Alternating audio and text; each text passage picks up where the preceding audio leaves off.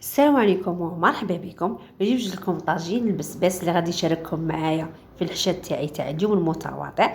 بالنسبه درنا حنايا في الكيكوطه تاعنا، درنا ربينا حبه بصله كبيره، درنا طرف الدجاج، درنا عود قرفه، زيت والحمص. غادي نقلي كلشي في رحبه وضفت هنايا شويه ملح. شوفوا هنا كي بدا يتقلى لي البصل. غادي نبدا نضيف في لي زيبيس، درت سلجبير، غادي ندير الحرور وندير الكركم، هذا ما فيها.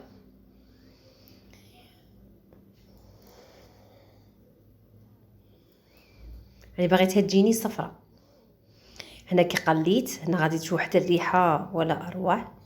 هنا كي بديت هنايا نقلي فيها، درت حبات تاعي تاع البسباس. هاهما هنا كي رانا في الموسم تاعو كلشي والبرد، كنا نديرو طاجين بسباس ان شاء الله يعجبكم. هنا ضفت الماء، غادي نبلع عليه في الكيكوطه لو طون لي يطيب. انا درت معاه في الطبسي شويه بطاطا هكا بتيدي باش نزينو الطبسي تاعنا. شوفوا هنا الشكل تاعه كي غادي يطيب في الكيكوطه، شو كي طابلي مجمر. بصحتكم.